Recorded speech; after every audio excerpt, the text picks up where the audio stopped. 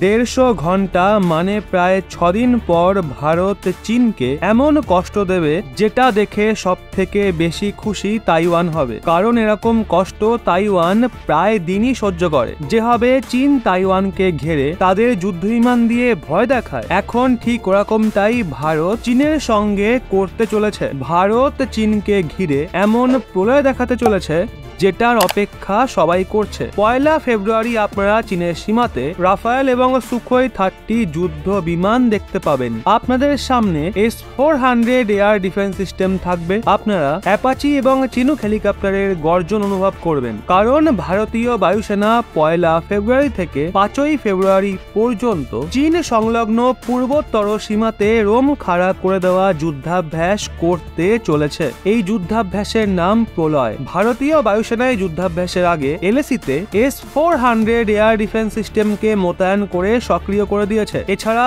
পশ্চিমবঙ্গে এবং আসামের এয়ারবেস থেকে যুদ্ধবিমান উড়বে আর চীনকে তাইওয়ানের মতো ভয় অনুভব করাবে। চীনা সীমা সংলগ্ন অরুণাচল প্রদেশে প্রথমবার ড্রোন স্কোয়াড্রন নিজের শক্তি দেখাবে। এছাড়া অ্যাটাক হেলিকপ্টার ও যুদ্ধবিমান নিজের টার্গেটে হামলা চালাবে। চীনা সীমাতে ক্রমশ বৃদ্ধিপ্রাপ্ত গতিবিধিকে দেখে চীনকে যুদ্ধাভ্যাসের মাধ্যমে জবাব দেওয়া হবে। এই যুদ্ধাভ্যাসে যেই ধরনের বিমান অংশ নিচ্ছে তার থেকে আন্দাজ করা যেতে পারে সেটা কতটা বড়। এই যুদ্ধাভ্যাসে ভারতের ঝুলিতে রাফায়েল এবং সুখোই যুদ্ধবিমান সামিল রয়েছে। চিনুক এবং অ্যাপাচি হেলিকপ্টার সামিল রয়েছে। C-130J হারকিউলিসের মতো বড় ট্রান্সপোর্ট বিমান সামিল রয়েছে। আপনাদের জানাই, পূর্ব সীমার নিকটে সমস্ত এয়ারবেস এই শক্তি প্রদর্শনে সামিল হচ্ছে। এতে সবচেয়ে গুরুত্বপূর্ণ পশ্চিমবঙ্গের হাসিমারা এয়ারবেস এবং আসামের তেজপুর ও ছাগুয়া এয়ারবেস।